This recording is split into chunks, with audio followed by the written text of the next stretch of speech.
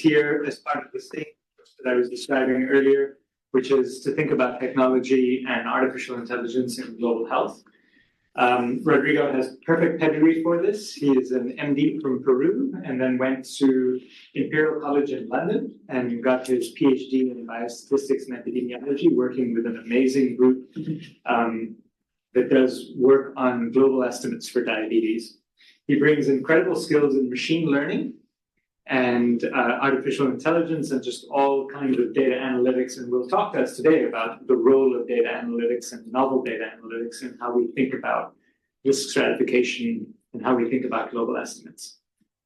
You might think, I haven't seen this guy around, and that's because he's a quiet individual. He shows up to everything, but don't let that fool you. He's extremely stealthy. It usually means he'll listen first, process, and then say something extremely insightful later.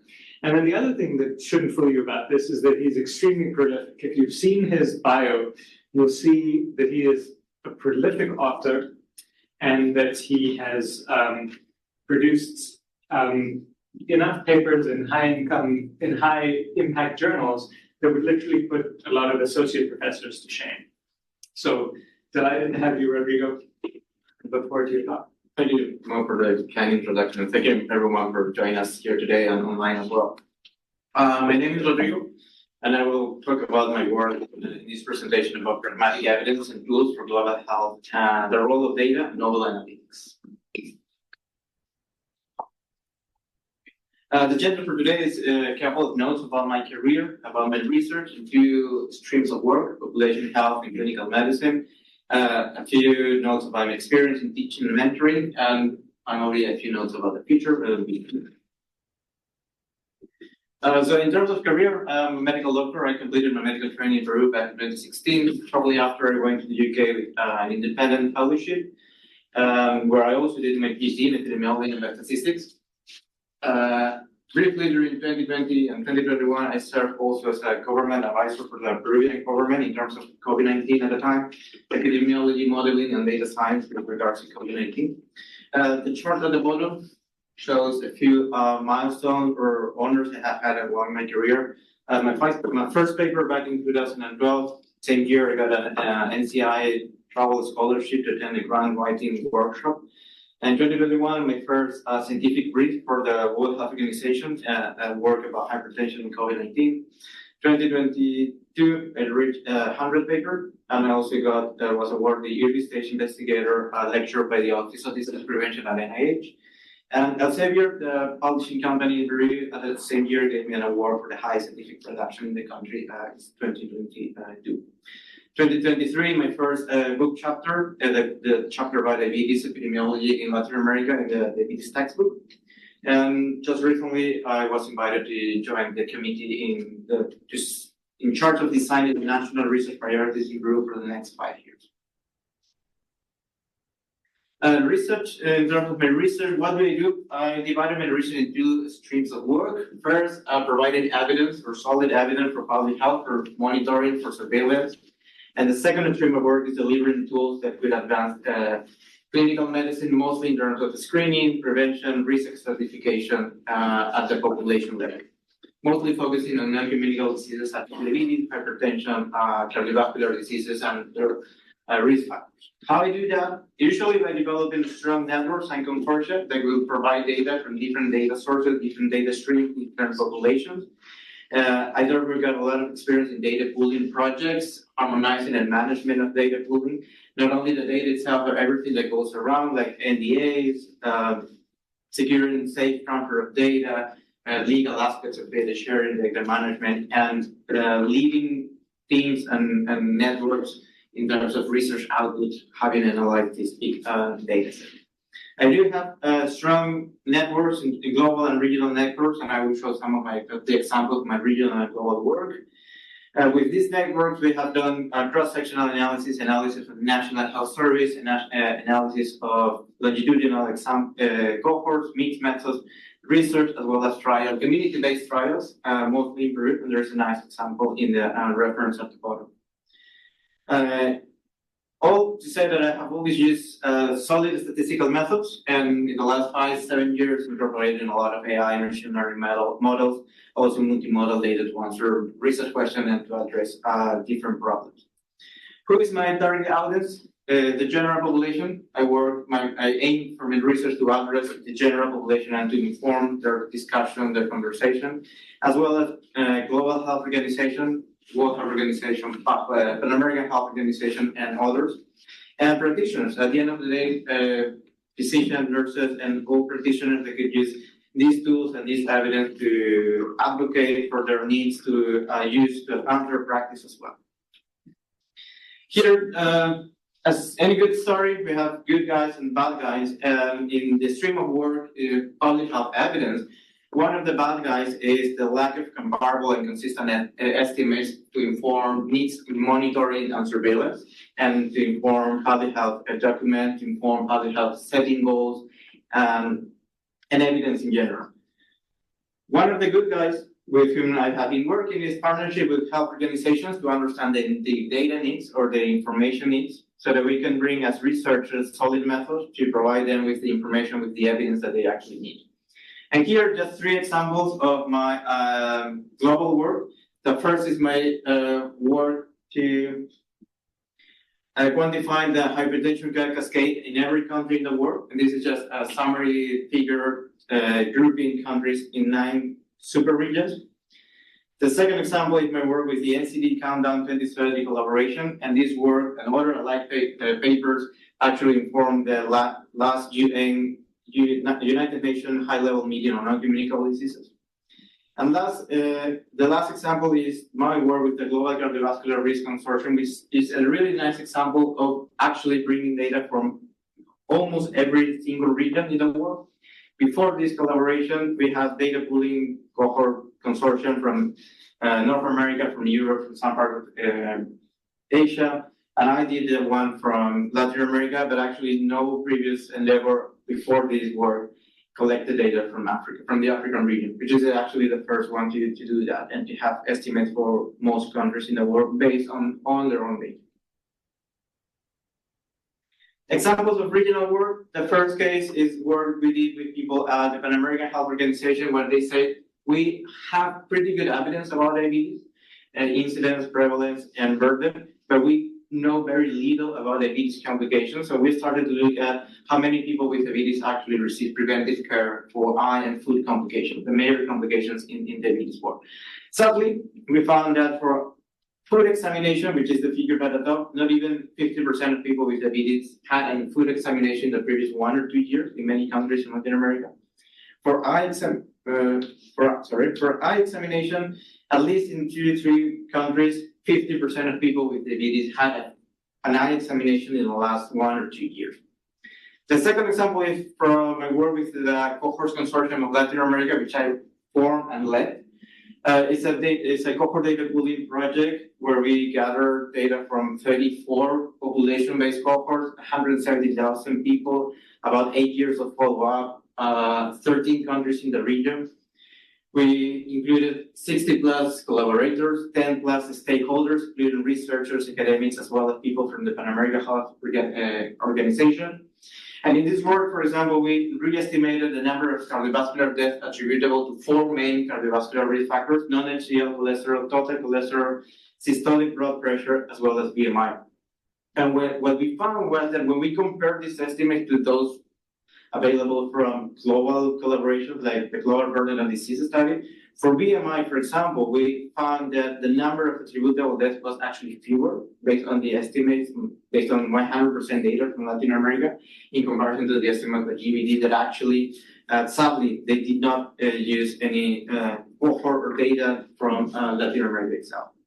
And the last is an example of work with people in Central America, the Caribbean, and South America, where we got together to do a nice summary of cardiometabolic health in Latin America and disparities, and how we could address those disparities in terms of epidemiology, data needs, trials, and implementation research based on our experience and work in different countries and contexts in Latin America. The second good guide in finding the lack of comparable and consistent evidence is, or could be, to provide pragmatic proxy evidence for it, meaning that we could use the best available evidence or the best available data to deliver information that we do not have yet, rather than waiting until we have the perfect gold standard data. But we still need some evidence information now to make decisions, to improve our monitoring systems and so on.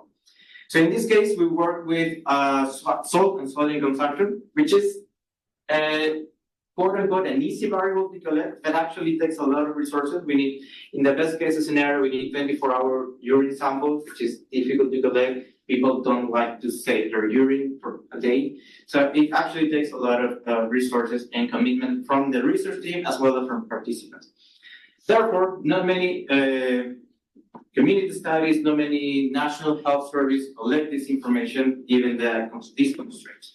So we developed a number of machine learning models to predict salt consumption or sodium consumption at the population level. We did not focus at the individual level. We did not want these models to be used by people to estimate their own salt consumption, but we look at the population level, at the country level. And in this plot here, we're looking at the agreement between the predictions in blue and the observed data in about 20-30 countries where we have this data. In many countries, fortunately, there was a rather good agreement between the predictions and the observed data. We then applied this model to about 50-60 countries where we have data. And I forgot to mention that this model was trained on quote-unquote simple information, say anthropometrics, blood pressure, age, sex, and other information that is readily available in many health services. We applied this to a number of countries, of national health service from different countries, to estimate their mean salt or sodium consumption. And then we manually cross-check for each country. We look for the best available evidence, meaning reports by their ministries of health or community studies in these countries and so on, to check whether this estimate made sense, or they were in good agreement with what they had found in their countries. And likely they were. For many of the countries, our predicted estimates were very similar to those that they had reported in community studies or their own national health service years before this service we analyzed.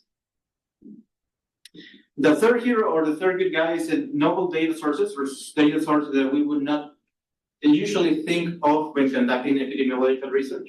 When we do epidemiological research, we think of surveys, of biomarkers, maybe nowadays some imaging data, but we perhaps would not directly think of street images. And in this work about COVID, we use street images from Google Street View to predict in neighborhoods in Lima, Peru, whether they had high or moderate or extreme risk of COVID-19 transmission. And we just use the street images, photos that anyone could take from the streets. We downloaded this information from Google Street View, and the model actually had put discrimination to separate figures of communities or photos of communities at moderate versus extreme risk of COVID-19 transmission at a time.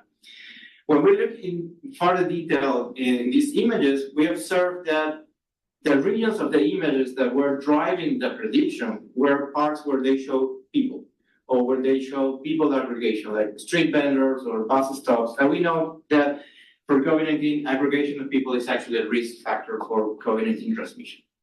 So actually, the model was quote-unquote quite intelligent to pick up these details and understand that figures showing this aggregation of people were at higher or just at moderate risk of COVID-19 transmission.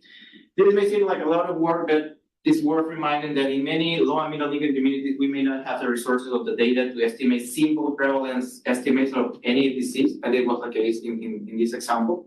So these resources could actually facilitate proxy evidence or proxy data in communities where it's really difficult to go in and collect data to estimate just a simple number, which may be a prevalence estimate. This work, in my case, was inspired by work done by colleagues in the UK, where they use similar method, but they actually use satellite images first to predict air pollution metrics in different cities, and also to predict socioeconomic metrics in the city of London. And again, just by using, and this is just using street or satellite images, no other information about people living there or about the city or the country. It's just The images we may see when we log into Google Maps and we see a picture of a place of a park is just using those images. They encode enough information already to provide pretty good predictions. The other good guy we've been working with is to bridge between seemingly distant areas. And I feel throughout my career that there has been sort of a divorce between people working in infectious diseases and non-communicable diseases, everyone working in their own silos or in their own diseases. But when they talk between each other is actually when we can come up with really good new ideas. And the first example at the top is a paper that has just been accepted for publication, where we look at mean BMI in people with and without HIV in a handful of countries in sub-Saharan Africa. And there were a couple of interesting insights here. One is that the difference in mean BMI between people with and without HIV is not that different. We would have expected probably a larger difference between people with and without HIV. And the other interesting insight was that in some countries, people with the mean BMI in people with HIV was kind of catching up with that of people without HIV. In other words, the mean BMI in people with HIV has increased slightly faster in people with HIV in comparison to people without HIV. Ongoing work at the bottom, we're also looking at the hypertension care cascade. My previous global work has characterized the hypertension care cascade in every country in the world, but we have not looked at the specific subpopulations. And people with HIV is a very important subpopulation nowadays because they're living longer and they therefore have higher risk of non-communicable diseases, in this case, hypertension. Sadly, we would have expected better metrics of the hypertension care cascade in people with HIV, assuming that they go more often to the healthcare provider and they will have more screening and opportunities to get a screen or receive treatment for all the conditions. Sadly, that's not what we are finding thus far in the analysis. Another ongoing analysis that we have just started is looking at phenotype of cardiometabolic risk factors in people with and without HIV, pursuing two questions. One, will we find the same cardiometabolic phenotypes in people with and without HIV? We really don't know. And if we do, which may be the case, is the distribution of the relative frequency of each phenotype be the same or very similar in people with and without HIV? Probably yes, probably not. Stay tuned and we will show that hopefully soon.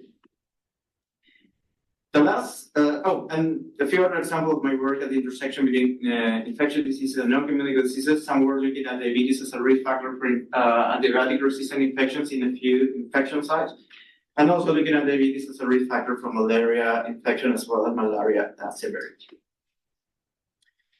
My other stream of work is clinical medicine and how we can improve screening process, screening tools, risk stratification tools, personalized medicine in a number of cardiovascular or cardiometabolic diseases, because we know that diagnosis is still low, as we showed before in terms of hypertension. Same apply for diabetes, same apply for high cholesterol. Treatment and control rates are low as well, and the burden of cardiometabolic diseases is nonetheless very, very high in most, if not all, countries in the world. One of the good guys that I have leveraged is my global and regional collaborations to actually accrue a very large data set, and therefore to use this large data set to improve screening tools, in this case for cardiovascular diseases. With my work with the Cohort Consortium of Latin American and Caribbean, I developed a new cardiovascular risk score for Latin population. Of course, here in the States, as well as in Europe and the UK, we were very used to using cardiovascular risk score. Even here in the States, back from the 60s with the Framingham studies and then the 90s and 2000s and so on, in the UK as well. But we know that these models will not usually work when applied to a different population unless they have been appropriately recalibrated. So with this work, we using data on 100% from Latin American population, we developed a new cardiovascular risk score. And this shows the calibration plot, which is actually the agreement between risk, the predicted risk and the observed risk. That's the plot at the top. The second and third plots show the calibration using other available cardiovascular risk score. And what we observed was that my model performed best in this population and at least better than the other available cardiovascular risk score. And of course, developing a new risk score is fun, but we knew that it wouldn't be enough. So we had a risk score and I recalibrated a model for 32 countries in the region. Not only that, but I then developed this risk chart for every country. This is just a handful of examples for every country in the region. And we decided to do risk charts rather than an app or some more technological endeavor, because we know that in many of these communities we do not yet have computers, let alone electronic health records. So this simple paper-based risk chart could actually make the difference, especially because they have been recalibrated, therefore adapted for each of these countries. A second solution is to simplify methods, simplify data, simplify screening procedures. And in this example, we work with hypertension. We know that for hypertension screening, we usually do 3 blood pressure measurements. People have to rest before the measurement, in between the measurements. So everything takes time, everything takes resources. So in here, we use data from 54 National Health Service, and we set a different number of scenarios. For example, what if we only use the first blood pressure measurement, only the second, only the third, only the second, conditional on the first, and so on. And a number of different scenarios, and computed a number or the proportion of missed hypertension cases. So that for each country, we could say, if you want to reduce the number of blood pressure measurements, probably you could only take the second, just for example, and that would only miss 10% of the cases. You could decide if that's enough, that's acceptable for you in a screening context or not, but there could be alternatives scenarios to actually reduce the number of measurements and therefore reduce the whole burden of screening large amount of people for hypertension in this case. In the same field, I work developing phenotypes for personalized medicine, for personalized screening and care. The example at the top is a work that I did back in 2021 where we used, again, National Health Service to develop phenotype for diabetes. And a couple of the strengths of this work include the fact that we use national population-based data rather than electronic record or data from a specific clinic or specific population. We use National Health Service from different countries. And the other thing that was really interesting is that we could use surveys from different years. And for example, in the case of Chile, we have 3 surveys. And something that was interesting is that in 2003, the phenotype in green accounted for 43% of the population with diabetes. In 2010, it only accounted for 24%. And in 2017, it accounted for 18% of the population. This could have a lot of different implications, like if we had a set of resources allocated for the green phenotype in 2003, probably that set of resources could have reduced by 2017, when the proportion of people in the green phenotype is much smaller, whereas the proportion of people in the purple phenotype is much bigger. In the same line of work, I have been developing phenotypes for people with obesity, and finding 5 phenotypes. First, we found 5 phenotypes, all of which are associated with higher risk of all-cause mortality. Then I looked at, in the case of obesity, we always stratify people with obesity in 2 groups, metabolic healthy or metabolic unhealthy. And we have a very long discussion about the pros and cons of that division, but that's how we usually do thus far. So we use the classical definition of metabolic healthy and metabolic unhealthy to predict all-cause mortality, to predict the discrimination of all-cause mortality. In this case, I'm showing just the area under the ROC curve. And for the classical definition of metabolic healthy and unhealthy, the area is about 58%.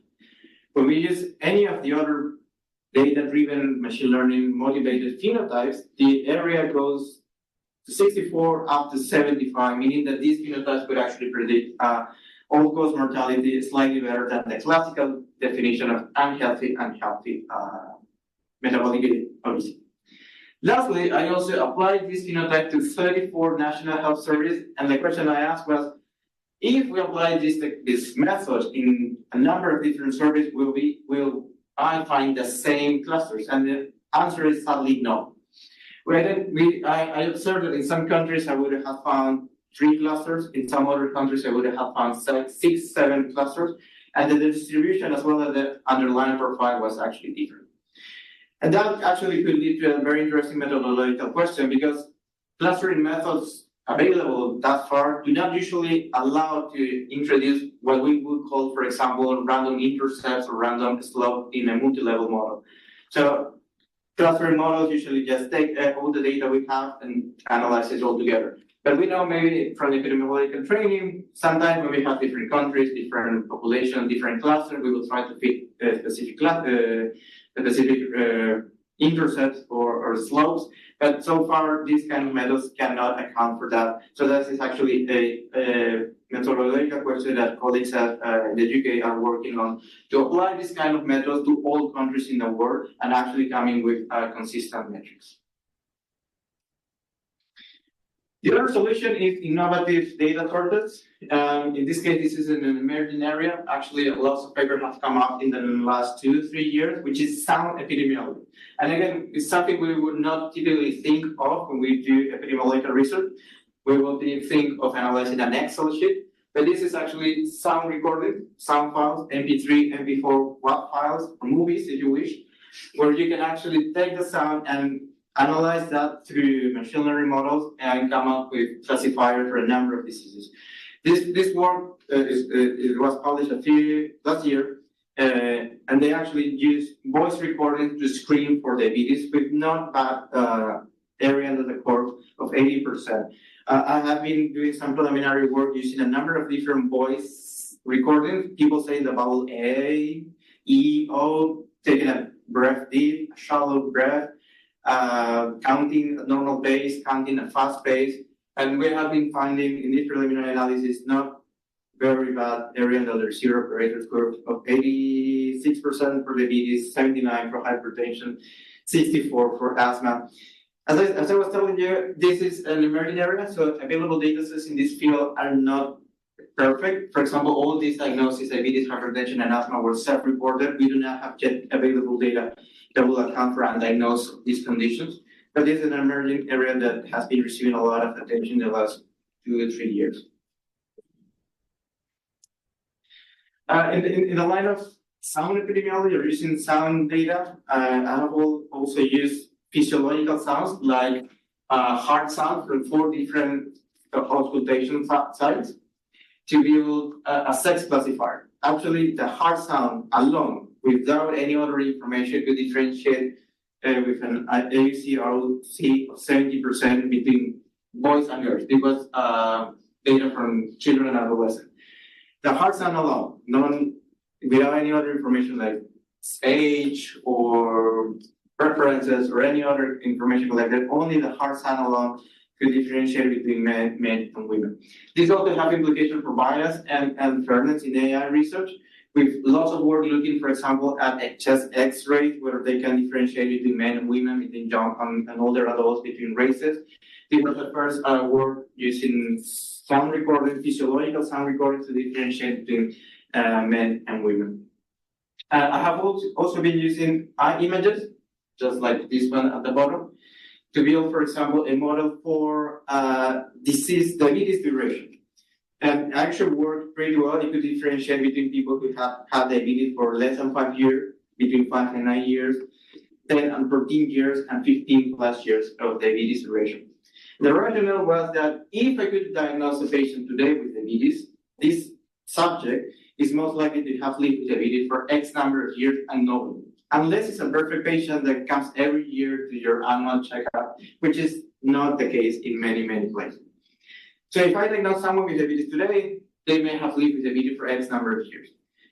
If X is equals 2, for example, probably it could be more lenient with the follow-up, with the treatment, and with the referrals to more to further screening.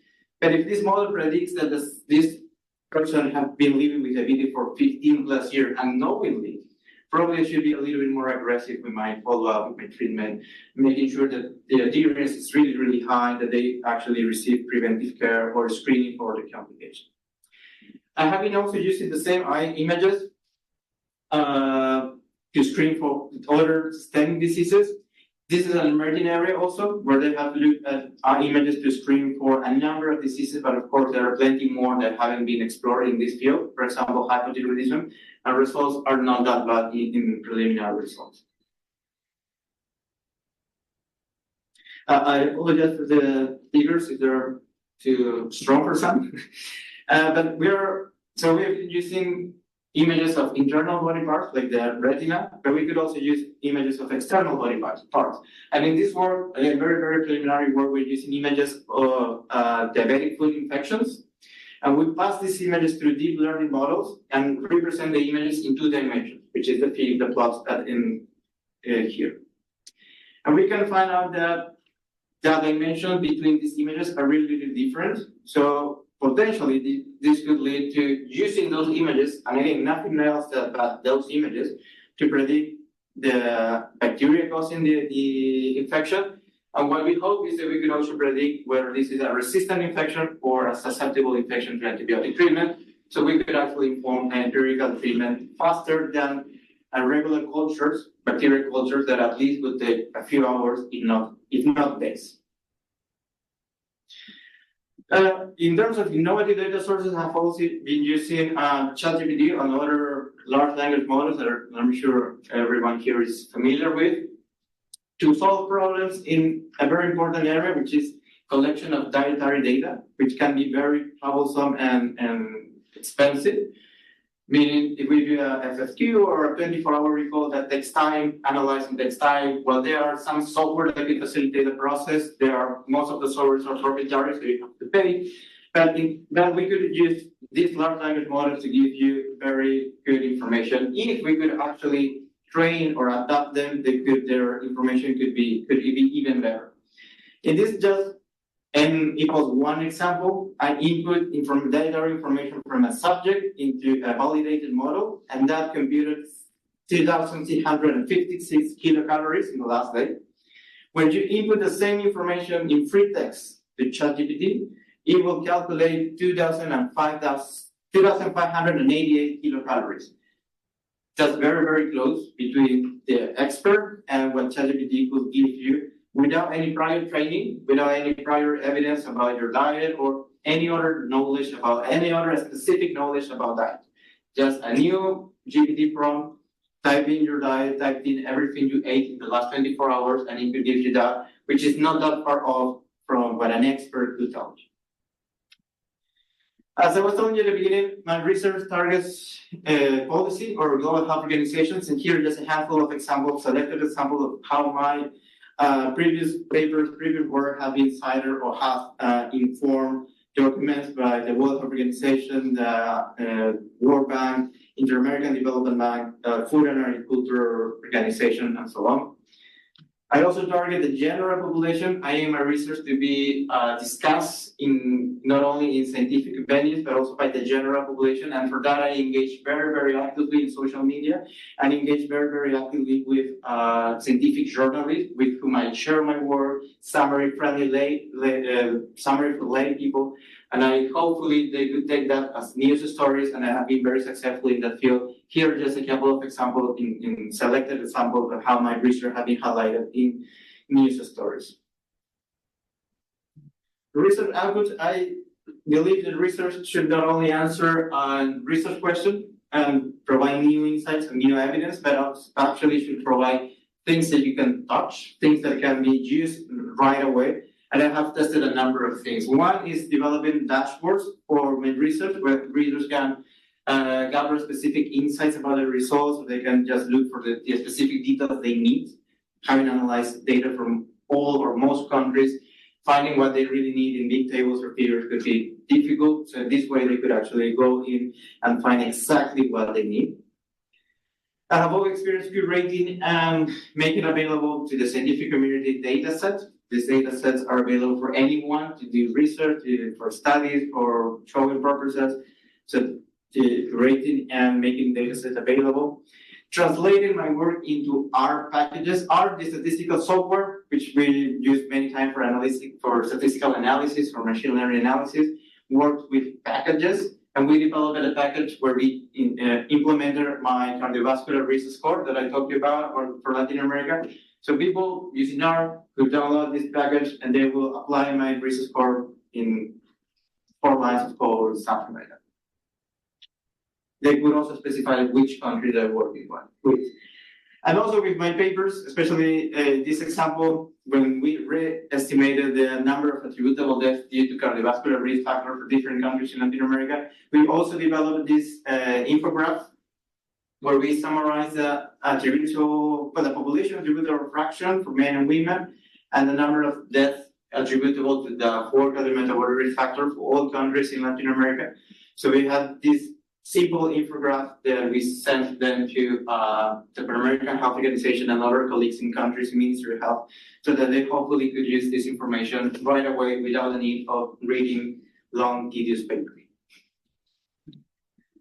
In terms of teaching and mentoring, I have given lectures in different universities in different countries in South America, also in universities here.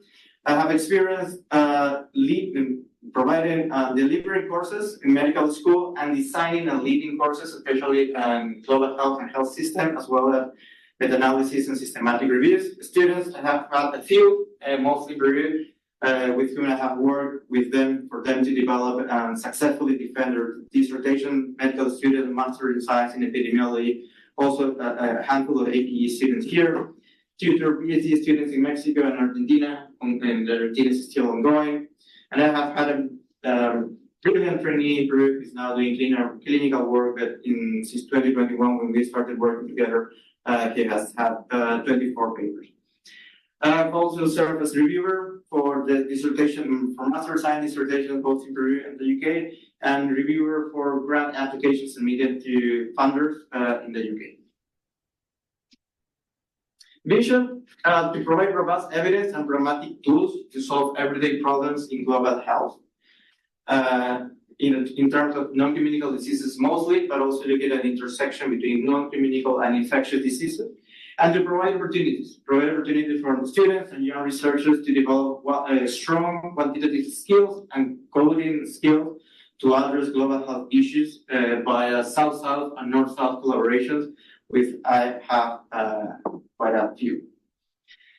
In terms of grants, I have led, and we have resubmitted with some people in the room and with other colleagues, both in the school at Georgia Tech and other schools at Emory, as well as in teams in Peru.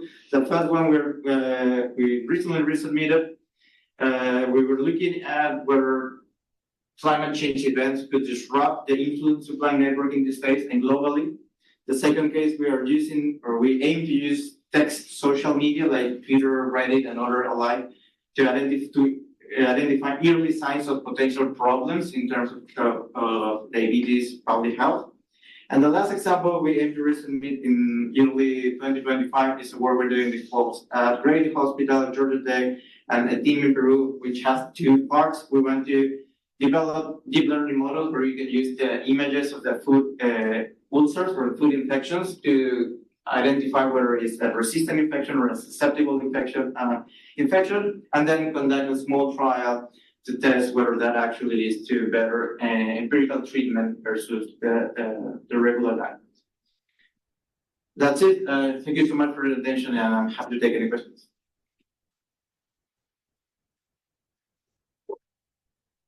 Good.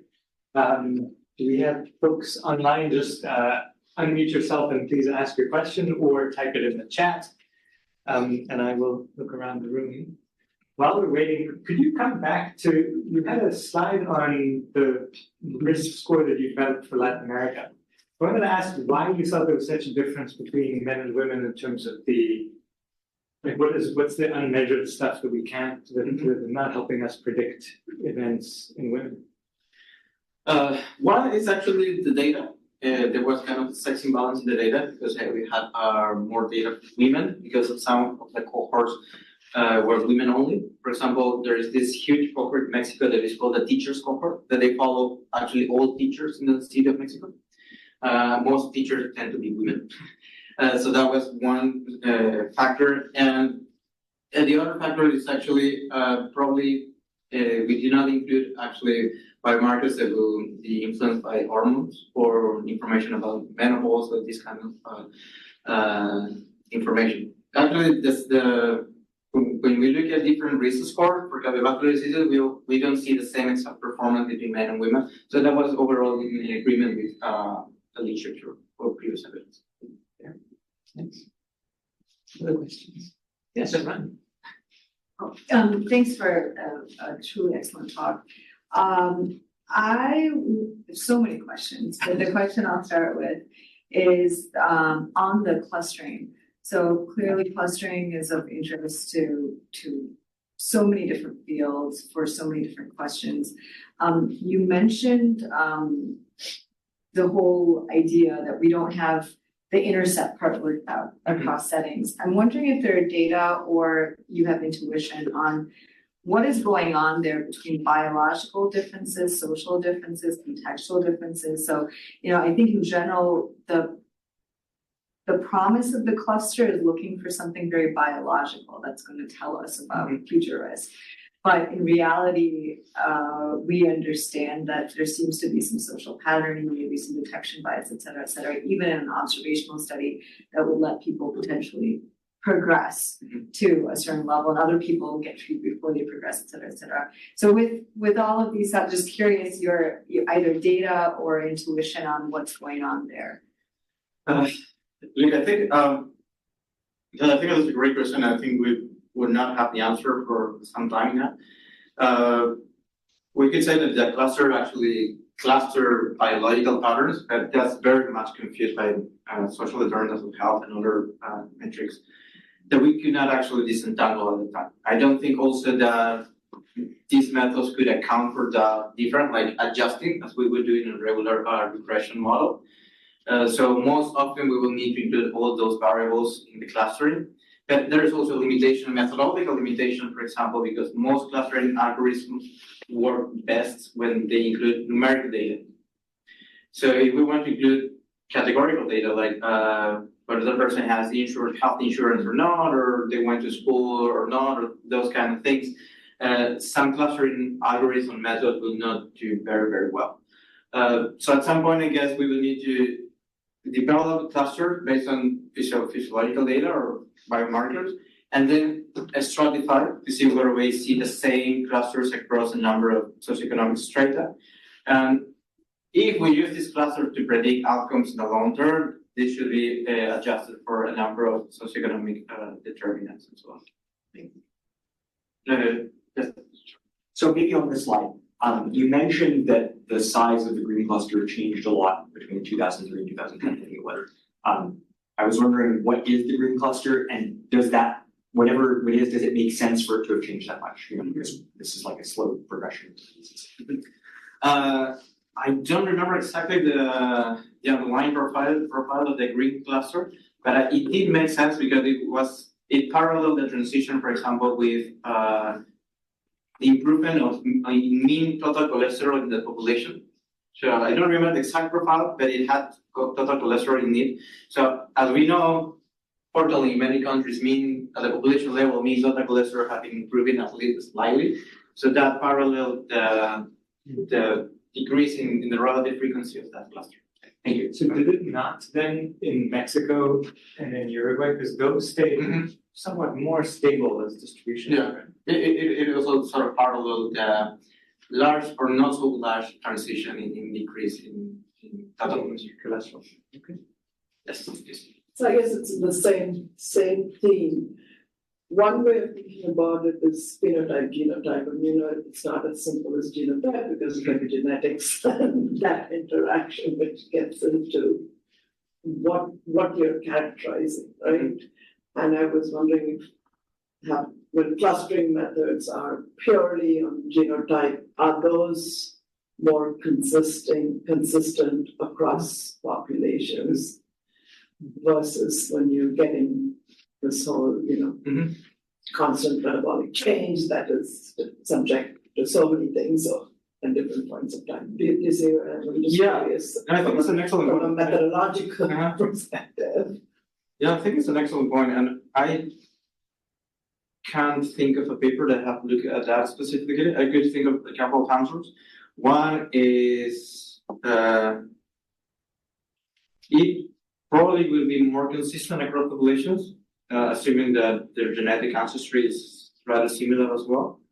And the other point is that the lack of data in terms of genetics and omics in general. So testing that could be really interesting. But we don't think maybe we have data from so many diverse populations to see whether we have the same clusters, on whether the distribution of the clusters is similar or not. And I think we're working on getting some force that will have that.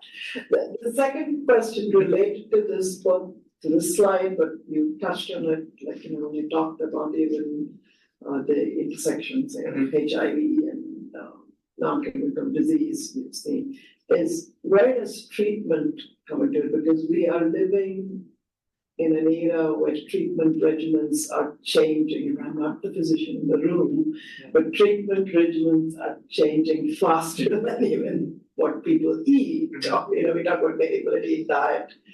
How does that factor in? And where is that? And it's kind of getting in that time dimension, but they're all Absolutely, I think medications. But in the old days, we would just throw people out right out the bottle and say we're looking at untreated. absolutely, and I think there's also a couple of answers to that. One is that so medication changes, and medication will change from underlying profile as well. And we've seen that in the case of HIV, where we know that some of the medication will increase your risk of non-communicable diseases, gaining weight, diabetes, hypertension, cholesterol, and so on. The other thing is that we probably could develop this cluster before medication. So I could think of two solutions. One is developing the cluster before medications at the time of diagnosis, and try to use those to predict long-term outcomes. So medication is not yet a confounder in that sense. And the other is, and this has been an open question in cardiovascular risk prediction, because cardiovascular risk prediction, you use the model today with some treatment, and then it changes your risk prediction, but we could apply the same cardiovascular risk score in 1 year's time, and it will be changed. But the risk prediction does not account for that treatment. I don't think we have arrived to a point where we are incorporating treatment into, let's say, mobile risk predictions or dynamic risk predictions. That's, I guess, the first thing that came into my mind is the statins. I think that's. And even in the case of cardiovascular risk models that again have been in the market for, the first one was in the 68 with the Framingham, then the 92, 93 with the second iteration of Framingham, 2003, I think, anyway, there's a huge history of risk prediction sport, and not even today after 40, 50 years, I don't think we or they have come up with a solution to account for fluid risk prediction, because it does actually change. So one solution is to stick to people naive to treatment and develop the risk or the cluster for people who have just been diagnosed and haven't received treatment yet. And the other is keep thinking of how to incorporate treatment or the fluctuations in the risk profile as people improve, hopefully, with the treatment. Thank you. Any questions online, Sharon? Okay. Other questions in the room? No, you go ahead. Okay, so the question is about the Street View COVID thing. I mean, as you know, I know nothing about epidemiology, so I don't know what data is available. But so you said that the main thing that it seemed to use was counting people. Do you have a sense of whether there's any advantage then of using a method like this over whatever population density data is available or something, for example? I would think that it has to do mostly with data availability. So if you have data availability on other metrics, on counting people or actually disease transmission or anything else, I would rather go with that one. But if you don't, probably this could be a good proxy estimate for that. This kind of data, satellite images, at the time when, for example, when we were working for the government as an advisor, we were using data from the telecommunication companies they could track mobile phones and understand where people aggregate, where people were gathering, just because of the size of that telephones. That makes sense. Thanks. Sure. Yeah, so I have a question about how you managed to pull off developing a consortium for the Latin America cardiometabolic CVD data. So I think many of us in the room and in the department work with publicly available data sets, and some of us have built small scale consortia, but this sounds pretty massive, and you have a history of working with multiple consortia. Egos get involved, so many things are involved. Just would love to hear your experiences in building that. It was a long process. I can tell you that. We actually have a paper in the journal of the American Health Organization coming up in the next month or so, where we tell our story. We tell exactly what we did, how we did it, the do's and don'ts. But in a nutshell, I think something that helped was one, to have the backup of a group that have been doing this for many years, and in my case, was the NC Risk Group collaboration. They have been doing it for many years, so they trusted that we knew what we were going to do. That's one. Two, having people from the region that could build trust and could actually speak Spanish or Portuguese. Lots of patience, because we need to explain what we wanted to do, how we wanted to do, engage with data providers to actually sell or pitch the idea for them to engage, to accept, and to transfer the data.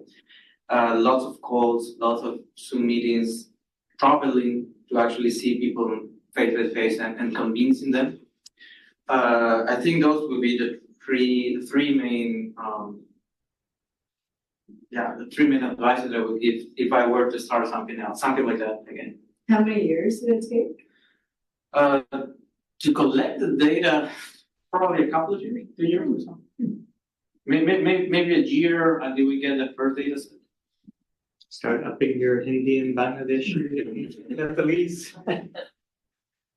Good question. Yes. I really was interested in the way you talked about what has been uptaken for policy and sort of for different organizations, and I was curious if you had anything you learned about what kinds of things were most interesting to those organizations, or sort of what was taken up versus not from your work.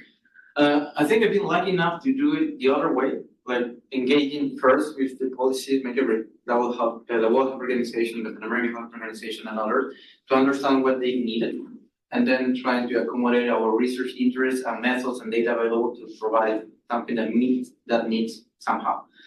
So in that sense, I think I've been trying to work in that direction rather than the other way. It's difficult sometimes for them to know what they need, what they want, because they have so many tasks, not only informing policy, but actually doing things in the field, especially during COVID, things were pretty hectic.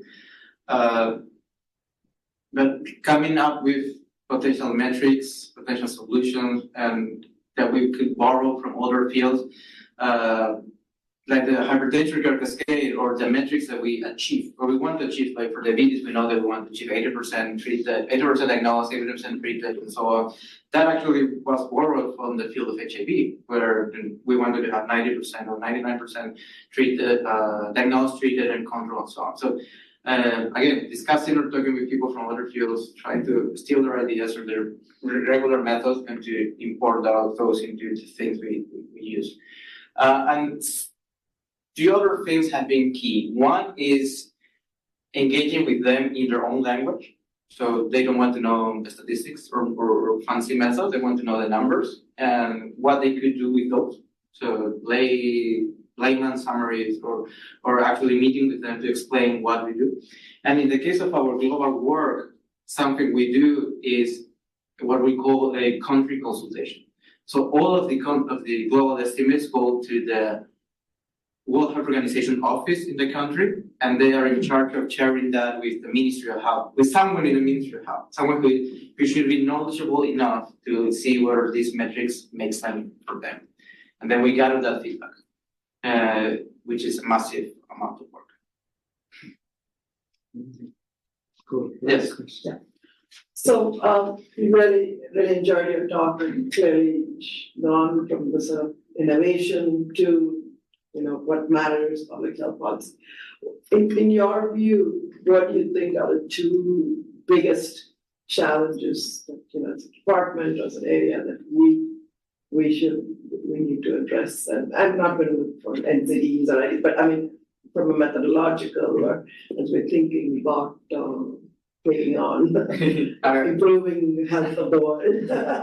I could what you would bring to that. Yeah. I could think of two maybe possibilities. One is actually leveraging the massive amount of network that we have in different countries to actually do this kind of work. We have students from pretty much all over the world, not only now, but in previous cohorts. Some of them already are working in different fields, so try to tap on that network and see where we can come up with truly global work, or as much as global as it could be, rather than doing some community studies in some places, but trying to increase the network in that sense. That's one. And two is it's trying to also include in the teaching and in the method that they could use more, let's say, advanced analytical methods of machine learning, coding, and things that I also think could also be useful for them, even if they don't decide to stay in academia. Analytics is everywhere in consulting companies, in CDC and many other organizations. How they can make sense out of data or out of evidence, not only analyzing but telling a compelling story out of what the data is telling you. Thank you. Okay. Well, thank you again for coming, everybody. Thank you, everybody online, and thanks, Rodrigo, for this. On chat.